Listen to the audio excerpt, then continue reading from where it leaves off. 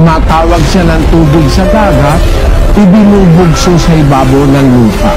Panginoon ang kanyang Panginoon.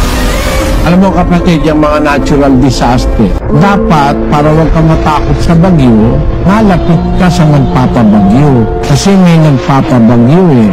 Ganito ang nakasulat sa 25:32. Ganito ang sabi ng Panginoon ng mga hukbo. Narito, kasamaan ay mangyayari sa bansa, at malakas na bagyo ay ibabangon mula sa kahuli-hulihang bahagi ng lupa.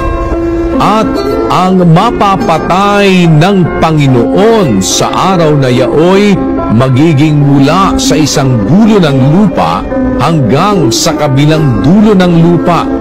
Sila'y hindi tataguyan o dadamputin man o ililibing man.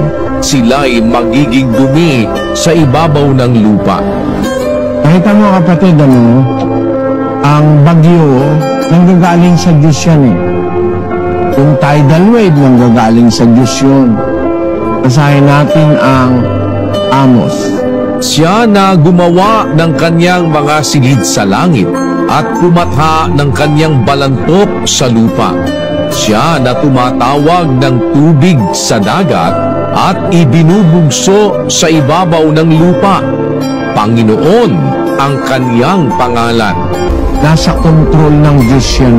Nangyayari yan pagka ang tao napakasama na ang ginagawa para magpaalaala ang Diyos. Nagpapasapit siya ng natural disaster sa tao. Basahin natin ang Job, Kapitulo 9, versikulo 5.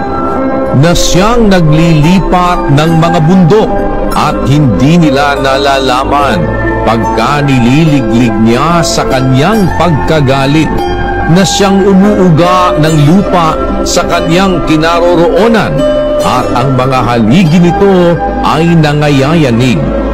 Siya rin ang nagpapalindol, inuuga niya ang lupa dahil nagagalit siya. Pagka nakakita ka ng lindol sa isang lugar, malakas, ay nagpapakita ng galit ang Diyos. Ganon din yung bagyo, ganon din yung tidal wave.